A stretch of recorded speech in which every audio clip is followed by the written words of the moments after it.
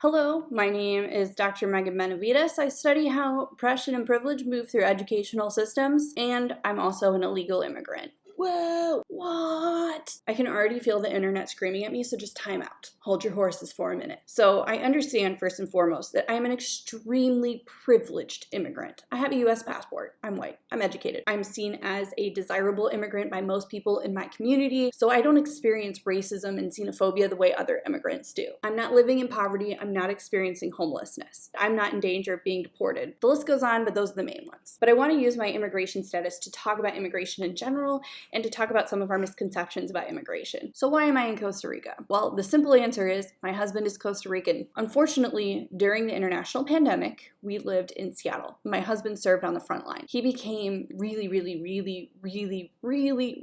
sick. My husband developed long COVID, which different people experience long COVID differently, but my husband's long COVID affected his head, heart, lungs, and stomach. So he was unable to do a lot of tasks without assistance for over a year. Even though my husband served on the front lines, even though we had health insurance, even though my parents were supporting us, we ended with about $20,000 in medical debt. We could continue on this path of staying in the United States, trying to figure something out, but the money kept increasing. We had to keep paying to see specialists, cardiologists, pulmonologists, allergists, all of these people who didn't have answers to anything that my husband was experiencing. We learned the hard way that when you have a new disease, there aren't a lot of answers, and it's very expensive to try to get those answers. So we had two major options. We could go back to Michigan and live with my family, or we could move to Costa Rica. If we moved to Michigan, we didn't have health insurance.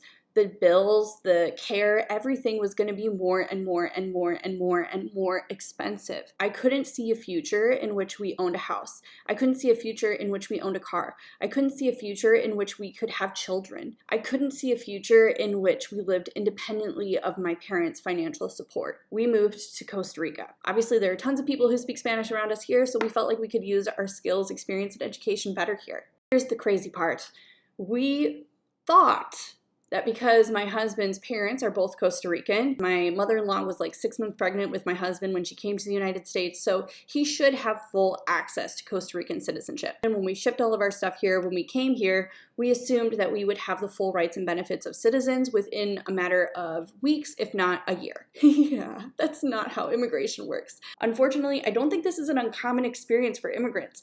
We come to places expecting the immigration process to be logical, if not easy, and then find ourselves trapped in a decade of waiting for a green card. Because of a clerical error and because of a missed sheet of paper that my father-in-law forgot to file when my husband was a child, again, never anticipating that his son would return to Costa Rica. So we wait in the regular immigration line. We go through all of those traditional interviews. We wait next to people who have a lot less privilege than us, who are coming from Nicaragua as refugees. We fill out a lot of paperwork. We get our documents apostilled, which, if you're from the United States and you've lived in like 10 states like my husband and I have collectively, each of these forms comes from a different state and requires a different process. We got fingerprinted by the FBI. We got fingerprinted in Costa Rica. We had a background check. We also paid a lawyer who scammed us, which again is not uncommon for people who are immigrating. We're in a vulnerable situation, and a lot of lawyers take advantage of a lot of immigrants. If you want more information about the immigration situation in the United States, or you are an immigrant yourself in the United States and looking for support, I highly recommend Immigration Attorney Sam. I'm going to link them in the comments. Absolutely, you should follow them. This is my dog who's made it abundantly clear that she wants to be a part of this video. So, where am I at now? Every 3 months, we make a journey across the Nicaraguan border called the Vuelta de Perro, and this means that we renew our tourist visa. There are going to be people who ask, aren't you a digital nomad? Can't you get a digital nomad visa? No, I moved to Costa Rica because this is where my husband's family is, not because I already had a job online and was looking for a chill place on the beach. Digital nomads are not good for any country, and I'll talk about that later. It's really hard to find a job online that allows you to work from anywhere in the world today, and that's especially for the area that I am an expert in.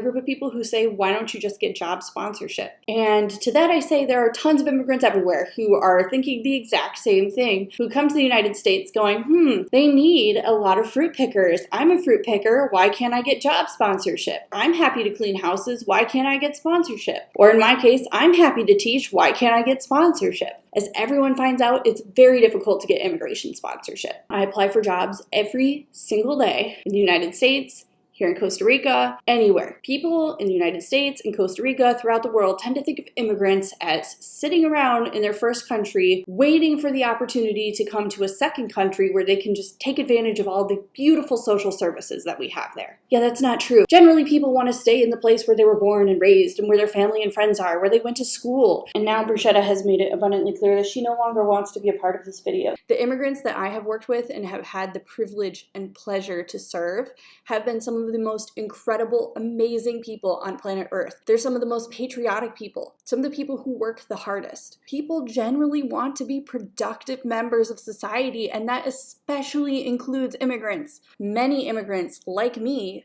come to their second country with advanced degrees, with tons of skills and knowledge that their second country could benefit from. I'm not just saying this because of myself.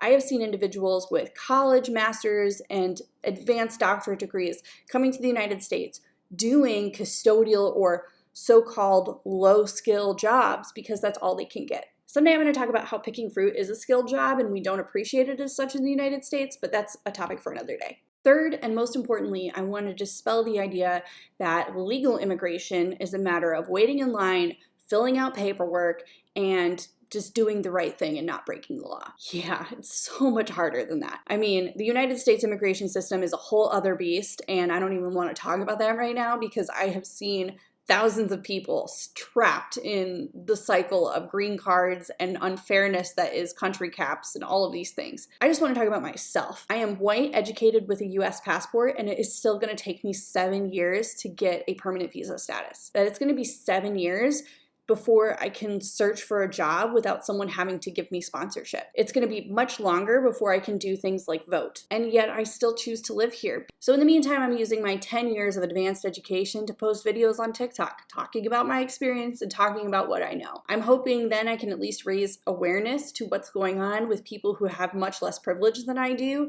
and support myself in whatever way I can.